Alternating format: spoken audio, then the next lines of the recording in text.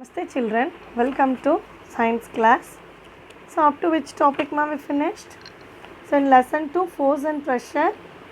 So pressure exerted by air பார்த்தோம். Next force and pressure in liquids பார்த்தோமா. அடுத்தது pressure exerted by liquids அதோட activity பார்த்தோம். 3, 4 அதெல்லாம் activity 5 வரைக்கும் பார்த்தோம். Then now we are going to see the topic Pascal's law. என்ன topic நம்ம பார்க்க போகிறோம்? Pascal's law. So here they gave the activity 6. Take a rubber ball. நம்ம என்ன எடுத்துக்கிறோம்? ரப்பர் பால் எடுத்துக்கிறோம். அதில் வந்துட்டு and fill it with water. அதில் ஃபுல்லாக வந்து என்னது தண்ணி ஃபில் பண்ணிவிட்டு ஒரு ரப்பர் பால் எடுத்துகிட்டு அதில் தண்ணி ஃபில் பண்ணிக்கிறோம். Make tiny holes on it surface. அந்த பாலோட சின்ன சின்ன அதாவது நம்ம குண்டூசி சொல்கிறோம்ல அதை வச்சு ஸ்மால் ஹோல்ஸ் சின்ன சின்ன ஹோல்ஸ் வந்து பின்னை வச்சு குத்தி சுற்றி ரவுண்டில் டிஃப்ரெண்ட் பாயிண்ட்ஸில் பின்னை வச்சு ஹோல் பண்ணுறோம். ஹோல் பண்ணிவிட்டு ஒரு பாயிண்டில் நம்ம கொடுக்கக்கூடிய ப்ரெஷர் இப்போ ஒரு எட்ஜில் வந்துட்டு அந்த பாலை கையில் வச்சுட்டு இந்த டயக்ராமில் பார்க்குற மாதிரி ஒரு எட்ஜில் வச்சுட்டு எக்ஸ்டர்னல் ப்ரெஷர் கொடுத்தோம் அப்படின்னா ஈக்குவலான அமௌண்ட்டில் எல்லா டைரக்ஷன்ஸ்லேயும் அப்படியே வந்துட்டு அதாவது ஐடென்டிக்கல் அப்படின்னு சொல்கிறாங்க. ஐடென்டிக்கல்னால் சேமாக எல்லா டைரக்ஷன்லேயும் ஒரே மாதிரி வாட்டர் ஸ்ட்ரீம் வந்து வெளியில் வருது அப்படிங்கிறத சொல்கிறாங்க. இப்போ இதை தான் வந்து என்னென்னு சொல்கிறாங்கன்னா பாஸ்கல்ஸ் லா. ஸோ அது என்னென்னு பார்ப்போம். ஃபஸ்ட் இது பாருங்கள் activity 6. Take a rubber ball and fill it with water. Take a rubber ball and fill it with water. Make tiny holes on it surface with a pin at different points. Press anywhere on the ball. அந்த பாலில் எந்த இடத்துல வேணாலும் நம்ம press பண்ணலாம். What do you observe? இதுலேருந்து நமக்கு என்ன தெரிய வருது? நீ என்ன பார்க்குறீங்க? You can see, அதாவது டயக்ராம் பாருங்கள், என்ன வருதுங்க? ஐடென்டிக்கல். இந்த இடத்துல ஒரு வாட்டர் ட்ராப்லெட், இங்கே ஒரு வாட்டர் ட்ராப்லெட், இங்கே அப்படின்னு ஸ்ட்ரீம் ஆஃப் வாட்டர் வந்து அந்த நம்ம ஹோல் போட்ட இடத்துல இருந்து ஈக்குவல் ப்ரெஷரில் வந்துட்டு என்ன ஆகுது? வாட்டர் வெளியேறுது. So you can see identical stream of water. You can see identical stream of water flowing in all direction from the holes. This is due to the fact that the pressure. இது எதனால் ஏற்படுது அப்படிங்கிறாங்கம்மா? என்ன ஃபேக்ட்னால் ஏற்படுது? என்ன உண்மையால் ஏற்படுது? Pressure. நம்ம ஒரு பாயிண்டில் கொடுக்கக்கூடிய எக்ஸ்டர்னல் ப்ரெஷர் அந்த பாலில் இருக்கக்கூடிய வாட்டர் நம்ம போட்ட ஹோல்ஸ் வழியாக என்ன ஆகுது?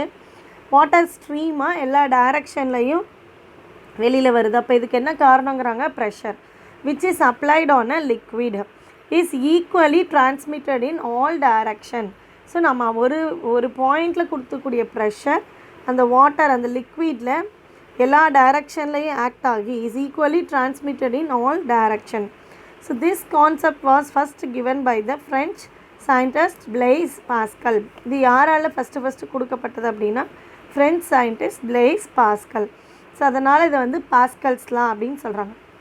அப்போ இதுலேருந்து என்ன தெரிய வருது அப்படின்னா, ஸோ அப்போது இந்த லிக்விட் அதாவது இந்த ஃப்ளூயிட் அப்படின்னு சொல்லும்போது ஃப்ளூயிட்னால் லிக்விட் ப்ளஸ் கேஸ் கம்பைன் ஆனது ஃப்ளூயிட். இல்லை லிக்விடில் நம்ம ஒரு பாயிண்டில் கொடுக்கக்கூடிய ப்ரெஷர் ஒரு இடத்துல ஒரு பர்டிகுலர் பாயிண்டில் நம்ம கொடுக்கக்கூடிய ப்ரெஷர் அந்த ஃப்ளூயிட் அந்த லிக்விடில் ஈக்குவலாக டிரான்ஸ்மிட் ஆகுது. அந்த ப்ரெஷர் எந்த இடத்துலையும் ஸ்டாப் ஆகாமல் ஈக்குவலாக டிரான்ஸ்மிட் ஆகி எந்த டைரக்ஷனில் மூவ் பண்ணணுமோ அந்த டைரக்ஷனில் அதை மூவ் பண்ண வைக்குது. அதை தான் சொல்கிறாங்க. So you can see identical streams of water flowing in all direction from the holes. This is due to the fact that the pressure which is applied on the liquid is equally transmitted. இந்த pressure நம்ம ஒரு பாயிண்டில் கொடுக்கக்கூடிய pressure லிக்விடில் ஈக்குவலாக என்ன ஆகுது? Transmit ஆகுது. So equally transmitted in all direction. This concept was first given by the French scientist Blaise Pascal. Next நம்ம பார்க்க போகிறது Pascal's law. This is a 2 mark question, mark it down. இதை வந்து மார்க் பண்ணிக்கோங்கம்மா. பாஸ்கல்ஸ் லா வந்து 2 mark question, அதை mark பண்ணிக்கோங்க. So Pascal's law states that the pressure applied at any point. Pascal's law என்ன சொல்கிறாங்க? ஏதோ ஒரு பாயிண்டில் நம்ம அப்ளை பண்ணக்கூடிய ப்ரெஷர் அட் ரெஸ்ட், அந்த தண்ணி வந்து ரெஸ்ட்டில் இருக்குது, மோஷனில் இல்லாத தண்ணி, அதாவது மூவிங்கில் இல்லை, ஆனால் அந்த வாட்டர் வந்து என்னது ரெஸ்ட்டில் இருக்கும்போது நம்ம ஒரு பாயிண்டில் கொடுக்கக்கூடிய ப்ரெஷர் வந்து என்ன ஆகுதுன்னா ஈக்குவலாக டிரான்ஸ்மிட் ஆகுது. அதுதான் இதோட பாஸ்கல்ஸ் லாவோட மெயின் கான்செப்டே. In a closed system will be distributed equally. அந்த ப்ரெஷர் வந்து என்ன ஆகுது, ஈக்குவலாக டிஸ்ட்ரிபியூட் ஆகுது. will be distributed equally through all direction of the liquid. This is a statement of Pascal's law. This is an important 2 mark question, mark it down. So Pascal's law states that the pressure applied at any point of a liquid at rest, அந்த liquid restல இருக்கும்போது ஏதோ ஒரு பாயிண்டில் நம்ம கொடுக்கக்கூடிய pressure ஈக்குவலாக என்ன ஆகுது, டிரான்ஸ்மிட் ஆகுது. எல்லா டைரக்ஷன்லையும் ஈக்குவலாக டிரான்ஸ்மிட் ஆகுது. அதை தான் சொல்கிறாங்க. பாஸ்கல்ஸ் லா அப்படின்னாலே உங்களுக்கு என்ன ஞாபகத்தில் வரணும், pressure equally transmitted throughout the liquid. இந்த வார்த்தை ஞாபகத்தில் வரணும். Pressure equally transmitted throughout the liquid at rest. So at any point of a liquid at rest in a closed system will be distributed equally through all direction of the liquid. So next நம்ம பார்க்க போகிறது applications of Pascal's law. இந்த பாயிண்ட்ஸை first என்னென்னு கவனிங்க, அப்புறம் நான் உங்களுக்கு டயக்ராம் காட்டுறேன். ஸோ அப்ளிகேஷன்ஸ் ஆஃப் பாஸ்கல்ஸ் லாவில் ஃபஸ்ட்டு பாயிண்ட் என்ன சொல்கிறாங்க, இன் ஆட்டோமொபைல் சர்வீஸ் ஸ்டேஷன்ஸ், அதாவது நம்ம சர்வீஸ்க்கு விடுவோம் இல்லைங்களா, பைக்கு, காரு, ஏதாவது ட்ரக்கு அந்த மாதிரி. ஸோ இப்போ இந்த ஆட்டோமொபைல் சர்வீஸ் ஸ்டேஷன்ஸில் the vehicles are lifted upward. அந்த வெஹிக்கிள் வந்து என்ன பண்ணுறாங்க, லிஃப்ட் பண்ணுறாங்க, மேலே தூக்குறாங்க. Upward using the hydraulic lift. எதை யூஸ் பண்ணி தூக்குறாங்க மதர், ஹைட்ராலிக் லிஃப்ட் யூஸ் பண்ணி தூக்குறாங்க. Which works as per Pascal's law. அந்த ஹைட்ராலிக் லிஃப்ட் வந்து எது பேஸ் பண்ணி ஒர்க் ஆகுது அப்படின்னா பாஸ்கல்ஸ் லாவை பேஸ் பண்ணி தான் ஒர்க் ஆகுது. அதோட டயக்ராம் என்னங்கிறத நான் காட்டுறேன் உங்களுக்கு. அடுத்தது பாருங்கள், automobile brake system works according to Pascal's law. இதுக்கு டயக்ராம் நான் காட்டுறேம்மா. அதாவது ஆட்டோமொபைலில் அந்த ஹைட்ராலிக் பிரேக் அப்படின்னு சொல்லுவாங்க. உள்ளே வந்துட்டு ஃப்ளூயிட் ஃபில் பண்ணியிருப்பாங்க. இப்போ அந்த பிரேக் அப்ளை பண்ணும்போது சடனாக வந்து என்ன ஆகும் அப்படின்னா ஹைட்ராலிக், அதாவது நம்ம என்ன சொன்னோம் பாஸ்கல்ஸ்லான ஈக்குவல் ப்ரெஷர், அதாவது ஒரு பாயிண்டில் கொடுக்கக்கூடிய ப்ரெஷர் ஈக்குவலாக என்னவாகுது, டிரான்ஸ்மிட் ஆகுது throughout the direction. So அதுதான் throughout all the direction அந்த மாதிரி. ஸோ இப்போ automobile brake system works according to Pascal's law. அடுத்தது the hydraulic press is used to compress the bundles of cotton or cloth so as to occupy less space. இப்போ காட்டன்லாம் போட்டோம் அப்படின்னா, அதாவது பஞ்செல்லாம் பஞ்சை வச்சு போட்டோன்னா அப்படியே ஸ்பேஸ் அதிகமாகிடும். அப்போ அதை என்ன பண்ணுறோம், அதாவது ஹைட்ராலிக் ப்ரெஸ் யூஸ் பண்ணி அந்த பஞ்சு எல்லாத்தையும் என்ன பண்ணிடுறோம், அதாவது ஆக்குப்பை லெஸ் ஸ்பேஸ் வர அளவுக்கு அந்த பஞ்சை வந்து அமுக்கி ப்ரெஸ் பண்ணி கொடுக்குது. அதே மாதிரி கிளாத்தையும் ப்ரெஸ் பண்ணி கொடுக்குது. இப்போ என்னென்னங்கிறது ஒன்றுன்னா நம்ம டயக்ராமில் பார்க்கலாம். இது பாருங்கள், இதுதான் வந்து ஹைட்ராலிக் லிஃப்ட் அப்படின்னு சொல்கிறாங்க. ஸோ இப்போ இந்த ஹைட்ராலிக் லிஃப்ட் அப்படிங்கும்போது இதுதான் இந்த ஹைட்ராலிக் லிஃப்ட்டில் இந்த பாயிண்டில் தான் நம்ம வந்துட்டு என்ன வச்சுருப்பாங்கன்னா கார், அதாவது லிஃப்ட் பண்ணி வைக்கிறது, காரை வந்து மேலே லிஃப்ட் பண்ணி வைக்கிறது.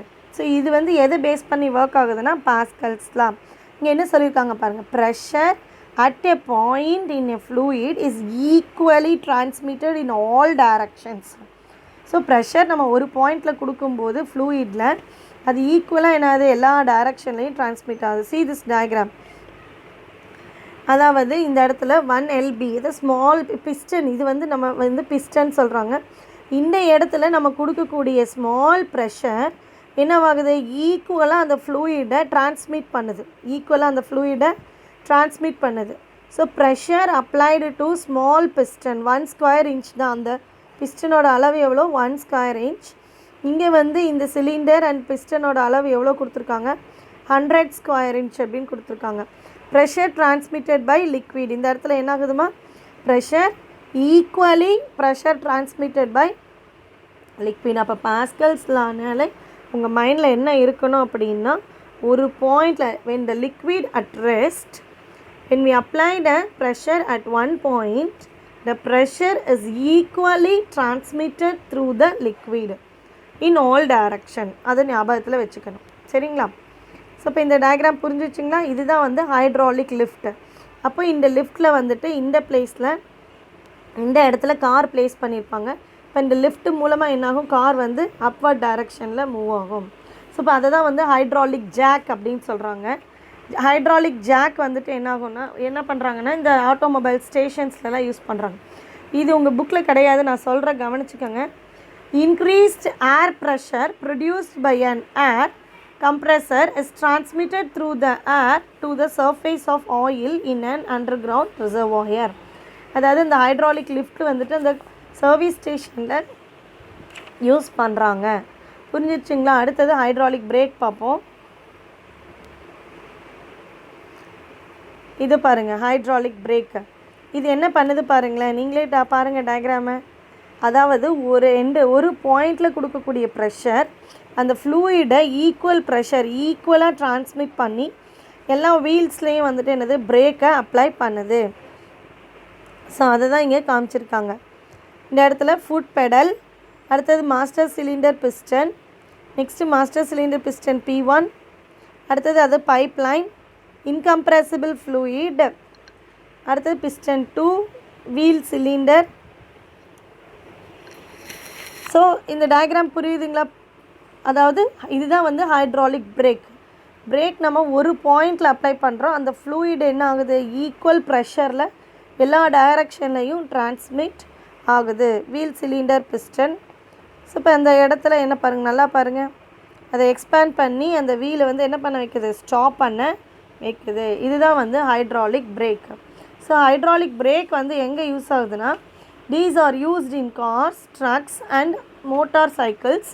They work with the way, எப்படி இது ஒர்க் ஆகுது அப்படின்னா, a liquid which is called brake fluid. இந்த இடத்துல டயக்ராமில் காமிச்சிருக்காங்க இல்லைங்களா, இந்த லிக்விடுக்கு பேர் brake fluid transmits pressure through pipes. இந்த பைப்ஸ் மூலமாக ப்ரெஷரை ட்ரான்ஸ்மிட் பண்ணுது from the brake pedal இருந்து. இதுதான் brake pedal to all the wheels of the vehicles. இந்த டயக்ராமில் உங்களுக்கு புரிஞ்சிருக்கும். So a liquid which is called brake fluid transmits pressure through pipes from the brake pedal to all the wheels of the vehicles. So this is the hydraulic brake. Next we see the hydraulic press. இதுதான் hydraulic press machine. So இதை use பண்ணி தான் என்ன பண்ணுறாங்க அப்படின்னா, அந்த cotton clothes எல்லாத்தையும் அதாவது நிறைய ஸ்பேஸ் ஆக்குப்பை பண்ணாமல் அதை ஸ்மால் ஸ்பேஸ் ஆக்குப்பை பண்ணுறதுக்கு என்ன பண்ணுறாங்க, இந்த ப்ரெஸ் மூலமாக அந்த காட்டனை ப்ரெஸ் பண்ணும்போது என்ன ஆயிரும், அதோட ஸ்பேஸ் வந்து கம்மியாயிரும். ஸோ இப்போ இந்த ஹைட்ராலிக் ப்ரெஸ் யூஸ் பண்ணி என்ன பண்ணுறாங்க, காட்டன் கிளாத்ஸ் எல்லாத்தையும் ஷார்ட் அவுட் பண்ணுறாங்க, அதோட ஸ்பேஸை வந்து கம்மி பண்ணுறாங்க. ஸோ இப்போ அடுத்தது நம்ம பார்க்க போகிற நியூ டாபிக் பேர் சர்ஃபேஸ் டென்ஷன். அதாவது பரப்பு இழுவிசை. சர்ஃபேஸ்னால் பரப்பு, டென்ஷன் அப்படின்னு சொல்லும்போது அந்த இழுவிசை. இல்லைன்னா இதுக்கு இன்னொரு பேர் இருக்குது, என்னென்னா மேற்பரப்பு பதற்றம் அப்படின்னு சொல்கிறாங்க. மேற்பரப்பு பதற்றம் அப்படின்னா என்னென்னா, நம்ம வாட்டர் எடுத்துக்கும் போது அதோட டாப் சர்ஃபேஸ் இருக்குது பாருங்கள், மேலே தண்ணி எடுத்துக்கிறோமா, அந்த தண்ணியோட டாப் சர்ஃபேஸ் எப்போவுமே அதில் இருக்கக்கூடிய அந்த வாட்டர் மாலிகுல்ஸ் கான்ட்ராக்ட் ஆகிருக்கும், அதாவது சுருங்கி இருக்கும். உள்ளே இருக்கக்கூடிய அந்த மேற்பரப்பில் இருக்கக்கூடிய வாட்டர் மாலிகுல்ஸ் எப்படி இருக்கும், கான்ட்ராக்ட், அதாவது சுருங்கி இருக்கும் அப்படின்னு சொல்கிறாங்க. அப்போ இதுக்கு காரணம் என்ன அப்படின்னா இந்த சர்ஃபேஸ் டென்ஷன் தான். ஸோ வாங்க ஆக்டிவிட்டி 7 பார்க்கலாம் என்னென்னு. அதாவது take some water in beaker. ஒரு பீக்கரில் சம் வாட்டர் எடுத்துக்கிறாங்க. Spread tissue paper on the surface of the water. அந்த வாட்டர் மேலே ஒரு டிஷ்யூ பேப்பரை போடுறாங்க. உங்களுக்கே தெரியும், டிஷ்யூ பேப்பரை போட்டால் என்ன ஆகும், ஆட்டோமேட்டிக்காக அந்த வாட்டர் வந்து அந்த டிஷ்யூ பேப்பர் தண்ணியெல்லாம் உறிஞ்சிட்டு அது கீழே போயிடும். உடனடியாக அந்த டிஷ்யூ பேப்பரை போட்ட உடனே அதுக்கு மேலே வந்து என்ன பண்ணுறாங்க, பேப்பர் பின்னை போடுறாங்க. இந்த டயக்ராமில் காமிச்சிருக்காங்க பாருங்கள். அதாவது இந்த இடத்துல ஒரு பேப்பர் பின் போட்டிருப்பாங்க, ஸோ இந்த இடத்துல டிஷ்யூ பேப்பர், இந்த இடத்துல டிஷ்யூ பேப்பர் போட்டிருக்காங்க. அந்த டிஷ்யூ பேப்பருக்கு மேலேயே என்னென்னா ஒரு பேப்பர் பின்னை உடனே போட்டுருந்தாங்க. அப்போ பேப்பர் பின்னை போட்ட உடனே உங்களுக்கே தெரியுது பாருங்கள், கொஞ்ச நேரத்தில் அந்த வாட்டர் டிஷ்யூ பேப்பர் என்னவாயிரும், தண்ணியில் மூழ்கிடும். அந்த பின்னு போட்ட இடத்துல மட்டும் அப்படியே ஒரு டிப்ரெஷன் வந்திருக்கு பாருங்கள், ஒரு குழியாக வந்திருக்கு இல்லைங்களா, அதாவது இந்த மாதிரி குழியாக இது வந்திருக்கு பாருங்கள். அப்போ இது வந்து என்ன காரணம்னா டியூ டு த சர்ஃபேஸ் டென்ஷனால் தான் ஏற்படுது. ஸோ அப்போ take some water in a beaker and spread a tissue paper on the surface of the water. Gently place a paper clip on the tissue paper. Observe what happens to the paper pin after some time. கொஞ்சம் நேரம் கழிச்சு என்ன ஆகுது அப்படிங்கிறத பாருங்க. After a few moments கொஞ்சம் நேரம் கழிச்சு என்ன ஆகுது, the tissue paper will submerge, மூழ்கி போயிடுது. டிஷ்யூ பேப்பர் தண்ணிக்குள்ளே மூழ்கி போயிடுது. and the paper clip will make a small depression on the surface of the water. It will instantly begin to float. ஆனாலும் அந்த பேப்பர் பின் என்னவாயிட்ருக்கு, அந்த பேப்பர் கிளிப்பு இன்னும் வரைக்கும் அது ஃப்ளோட் ஆகிட்டு தான் இருக்குது. அந்த பேப்பர் கிளிப்பு வாட்டரோட டென்சிட்டியை விட அதிகமாக இருந்தால் கூட அந்த கிளிப் வந்து என்னவாயிட்டு இருக்குதான், ஃப்ளோட் ஆகிட்டு தான் இருக்குதான். அதுக்கு காரணம் என்ன அப்படின்னா, only the reason is surface tension. It will instantly begin to float on the surface even though it is denser than water. அந்த வாட்டரை விட அதோட டென்சிட்டி, அந்த பேப்பர் கிளிப்போட டென்சிட்டி அதிகமாக இருந்தாலும் அது மூழ்கணும். ஆனால் அது மூழ்காமல் என்ன பண்ணிகிட்ருக்கான், ஃப்ளோட் ஆகிட்டே இருக்குது அப்படிங்கிறத சொல்கிறாங்க. ஸோ இது என்னங்கிறத பார்ப்போம். How is it possible? இது எப்படி நடந்துச்சு? This is because the water molecules on the surface which tend to contract themselves. அதாவது என்ன நடந்துச்சு அப்படின்னா, வாட்டர் மாலிக்யூல்ஸ், அந்த சர்ஃபேஸில் இருக்கக்கூடிய வாட்டர் மாலிக்யூல்ஸ் தன்னைத்தானே வந்துட்டு சுருக்கிச்சான். which tend to contract அப்படின்னா சுருங்கிறது அப்படின்னு அர்த்தம். themselves like the molecules of an elastic membrane. So எப்படி எலாஸ்டிக் மெம்பரேன் நம்ம இழுத்து விட்டாலும் மறுபடியும் என்னவாயிரும், அது சுருங்கிடும். இப்போ அதே மாதிரி அந்த வாட்டர் மாலிக்யூல்ஸ் அந்த என்னாவது கான்ட்ராக்ட் ஆயிடுது அப்படின்னு சொல்கிறாங்க. ஸோ அப்போ this is because the water molecules on the surface, மேல் பரப்பில் இருக்கக்கூடிய அந்த வாட்டர் மாலிக்யூல்ஸ் என்னவாயிருதான், சுருங்கிடுது, அது தன்னைத்தானே சுருக்கிக்குது. So contract themselves like the molecules of an elastic membrane. So a force exists on them which tends to minimize the surface area of water. அப்போ இந்த ஃபோர்ஸ்னால் எக்ஸிஸ்ட் ஆன் தெம்னா அந்த ஃபோர்ஸ், அந்த பரப்பு இழுவிசைன்னு சொல்கிறோம் இல்லைங்களா, அந்த சர்ஃபேஸ் மேலே ஆக்ட் ஆகக்கூடிய ஃபோர்ஸ் என்ன பண்ணுது அப்படின்னா, which tends to minimize the surface area of water-ஐ வந்து மினிமைஸ் பண்ணிடுது. அப்போ the paper clip is balanced by the molecules on the water. அந்த தண்ணிக்கு மேலே இருக்கக்கூடிய பேப்பர் கிளிப்பு தானாகவே பேலன்ஸ் பண்ணிவிட்டு தண்ணிக்குள்ளே மூழ்காமல் மேலே மிதக்குது. that is now behaving like a stretched elastic membrane. So it does not submerge. So அதனால தான் அது வந்து என்ன ஆகலை, மூழ்கி போகலை அப்படின்னு சொல்கிறாங்க. இப்போ சர்ஃபேஸ் டென்ஷன்னா என்னன்னு இங்கே கொடுத்துருக்காங்க, புக்கில் இல்லை, நான் படிக்கிற கவனிங்க.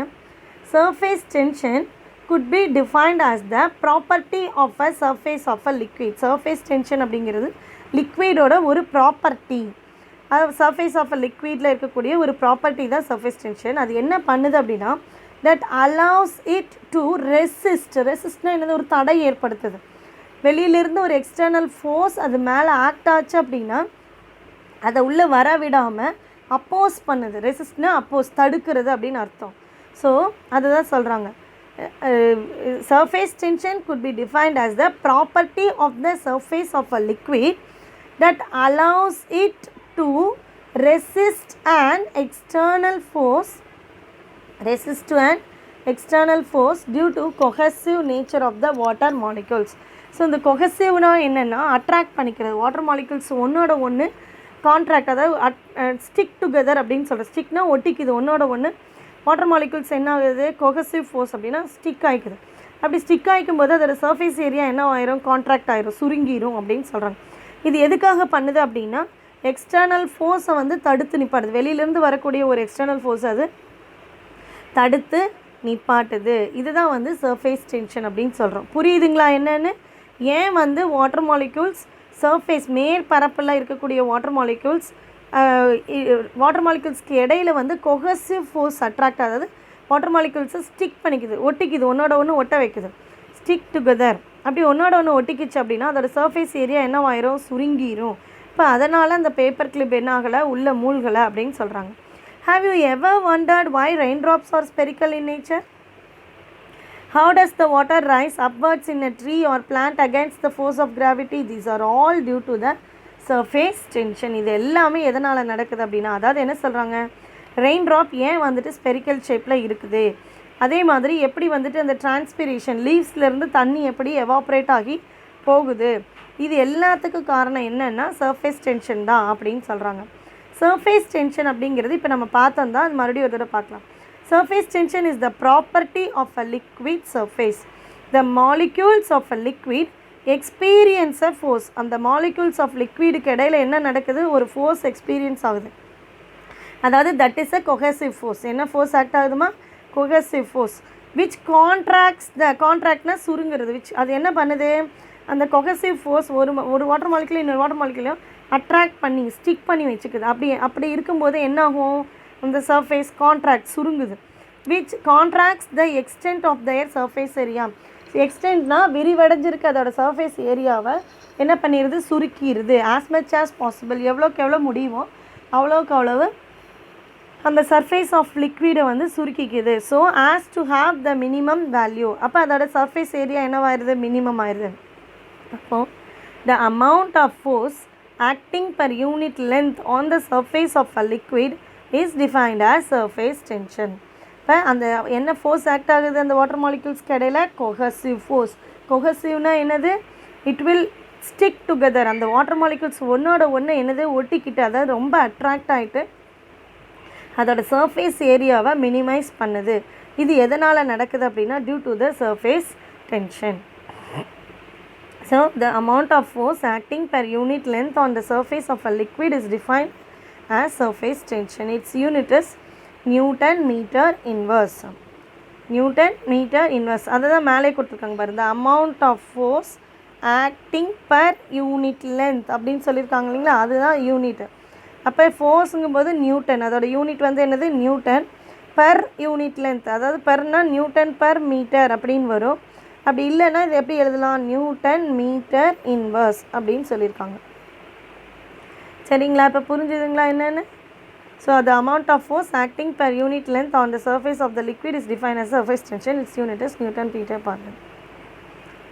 நெக்ஸ்ட்டு வந்துட்டு அடுத்தது அப்ளிகேஷன் ஆஃப் சர்ஃபேஸ் டென்ஷன் பார்க்குறோமா. Surface tension is the reason for many events we see in our daily life. In plants, அதாவது நம்ம எப்படி பிளான்ட்ஸில் வந்துட்டு வாட்டர் அப்சார்ப் ஆகி மேலே எவாப்ரேட் ஆகுது அப்படிங்கிறது, அதாவது டிரான்ஸ்பிரேஷன் ஆகுது அப்படிங்கிறத இதில் பார்க்கலாம். In plants water molecules rise up due to the surface tension. பிளான்ட்ஸில் வாட்டர் மாலிக்யூல்ஸ் வந்து மேல் நோக்கி உந்தப்படுது, அதாவது எவாப்ரேட் ஆகுது அப்படின்னா அது காரணம் என்னென்னா சர்ஃபேஸ் டென்ஷன் தான் சொல்கிறாங்க. என்ன அப்படின்னா பிளான்ட்ஸில் வந்துட்டு ஜைலம் அப்படிங்கிற ஜைலம் ஃப்ளோயம்ங்கிறது இருக்கும். ஜைலம்ங்கிறது வாட்டரை டிரான்ஸ்மிட் பண்ணக்கூடியது. பிளான்ட்ஸ்க்கு, லீவ்ஸ்க்கு, ஸ்டெம்க்கு, ஃப்ளவருக்கு, ஃப்ரூட்க்கு எல்லாத்துக்கும் வாட்டரை சப்ளை பண்ணக்கூடியது எதுனா இந்த ஜைலம் டிஷ்யூஸ் தான். அதாவது ரூட்டில் நம்ம ஊற்றக்கூடிய அந்த தண்ணியை ரூட்லேருந்து அப்சார்ப் பண்ணி பிளான்ட்ஸோட எல்லா பார்ட்ஸ்க்கும் கொண்டு போய் சேர்க்குறது இந்த ஜைலமோட work. So xylem tissues are very narrow vessels. Narrow வெசல்ஸ்னால் அப்படியே ஸ்ட்ரெயிட்டாக இருக்கும் அப்படின்னு அர்த்தம். Present in plants water molecules are absorb by the roots. ரூட்ஸ்லேருந்து வாட்டர் மாலிக்யூல்ஸ் அப்சார்ப் பண்ணிவிட்டு and these vessels help the water to rise upward. இந்த vessels தான் வாட்டரை வந்து அப்வர்ட் டைரக்ஷனில் கொண்டு போகிறதுக்கு காரணமாக இருக்குது. Due to capillarity action. Capillarity ஆக்ஷனாக ஒன்றும் இல்லைம்மா, ஒரு பீக்கரில் தண்ணி வச்சுட்டு அதுக்குள்ளே ஸ்மால் டெஸ்ட் டியூப், அதாவது ரொம்ப மைன்யூட்டாக அந்த டியூப்பில் வந்து சின்னோடு ஹோல் தான் இருக்கும்.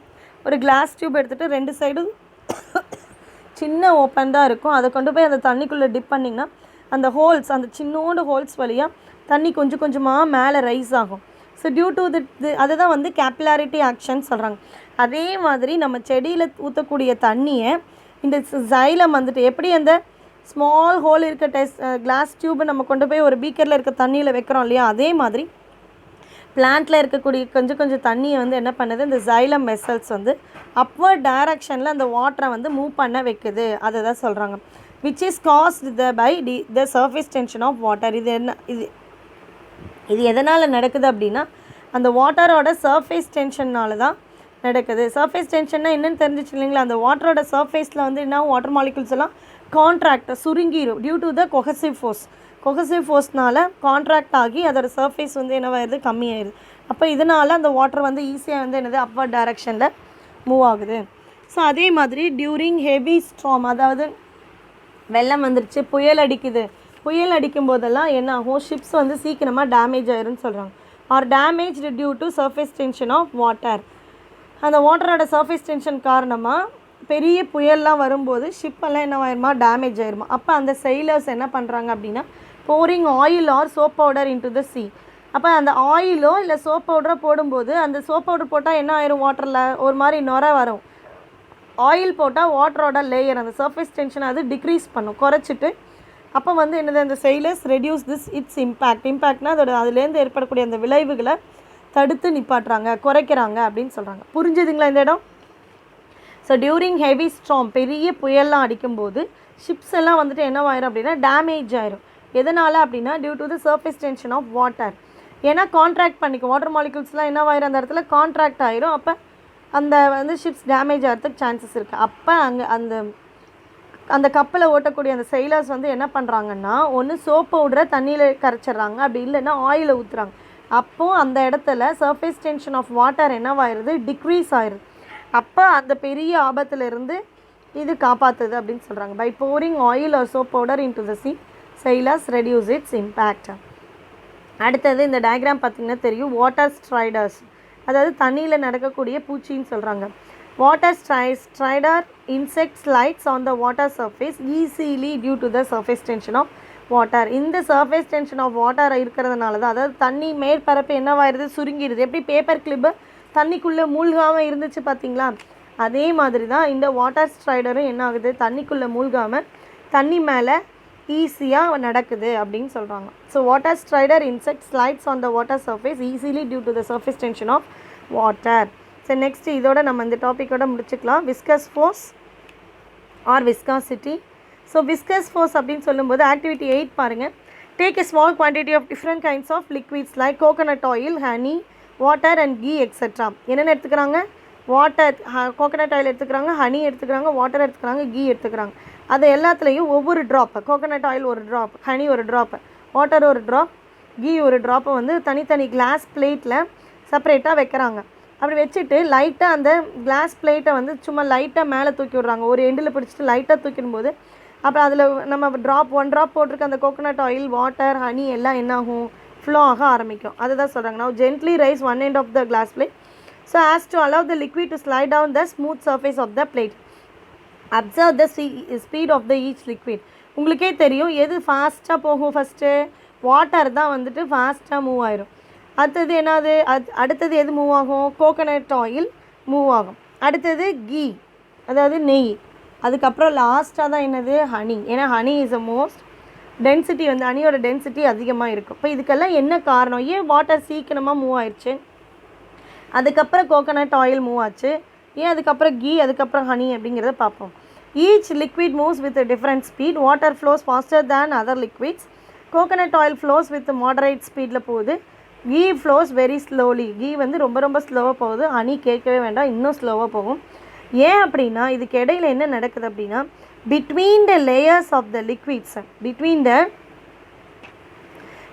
the layers of the liquids which in motion there is a frictional force. அந்த மாலிக்யூல்ஸ்க்கு இடையில் அந்த லேயர்ஸ்க்கு இடையில் என்ன ஆக்ட் ஆகுதுன்னா ஃப்ரிக்ஷனல் ஃபோர்ஸ், அதாவது உராய்வு அப்படின்னு சொல்லுவாங்க. அந்த frictional force parallel to the layers of the liquids. அதாவது இப்போ நான் இந்த இடத்துக்கு மேலே ஒரு டயக்ராம் வரைஞ்சி காட்டுறேன் பாருங்கள் உங்களுக்கு. இப்போது இது ஒரு டியூப் அப்படின்னு வச்சுக்கோங்களேன். இதில் வந்துட்டு வாட்டர் ஃப்ளோ ஆகிட்டே இருக்குது, இதில் வாட்டர் ஃப்ளோ ஆகிட்டே இருக்குது. இப்போ பேரலாக, அதாவது இதுக்கும் இடையில, இந்த ஃப்ளோ ஆஃப் வாட்டருக்கு இடையில பேரலாக என்ன ஆகுது அப்படின்னா இந்த ஃப்ரிக்ஷனல் ஃபோர்ஸ் ஆக்ட் ஆகி அந்த மோஷன் ஆஃப் த ஃப்ளூயிடை வந்து என்ன பண்ணுது, டிக்ரீஸ் பண்ணுது, குறைக்குது. புரியுதுங்களா? So between the layers of the liquid which in motion, அது மூவிங்கில் இருக்கும்போது அந்த லேயர்ஸ்க்கு இடையில ஃப்ரிக்ஷனல் ஃபோர்ஸ் ஆக்ட் ஆகுது, பேரலாக ஃப்ரிக்ஷனல் ஃபோர்ஸ் ஆக்ட் ஆகுது. So frictional force parallel to the layers of the liquid. this frictional force, இந்த ஃப்ரிக்ஷனல் ஃபோர்ஸ் தான் என்ன பண்ணுது அப்படின்னா அப்போஸ் பண்ணுது, தடுத்து நிப்பாட்டுது. அந்த மோஷன் ஃப்ரீயாக, அதாவது வாட்டரில் அந்த லிக்விடை வந்து வேகமாக மூவ் பண்ண விடாமல் தடுக்குது. this frictional force opposes the motion of the liquid layers while they are in motion. அதுதாம்மா இந்த ஃப்ரிக்ஷனல் ஃபோர்ஸ்க்கு பேர் தான் என்னன்னு சொல்கிறாங்க, viscous force. The frictional force acting between the successive layers of the liquid which acts in order to oppose the relative motion of the layer. Relative motion of the layer is known as viscous force. So என்ன பார்த்தோம், அதை ஒரே ஒரு தடவை அது மறுபடியும் பார்த்துடலாம். ஏன்னா விஸ்கஸ் ஃபோர்ஸுங்கிறது 2 mark question. The frictional force acting between the successive layers of the liquid which acts in order to oppose the relative motion. அந்த தண்ணியாக இருக்கட்டும் இல்லை கோகோனட் ஆயிலாக இருக்கட்டும், அந்த மாலிக்யூல்ஸ்க்கு இடையில் இருக்கக்கூடிய ரிலேட்டிவ் மோஷன் ஆஃப் த லேயர்ஸை வந்து என்ன பண்ணுது, இது தடுத்து நிப்பாட்டுது. So the frictional force acting between the successive layers of the liquid which acts in order to oppose the relative motion of the layer. This is known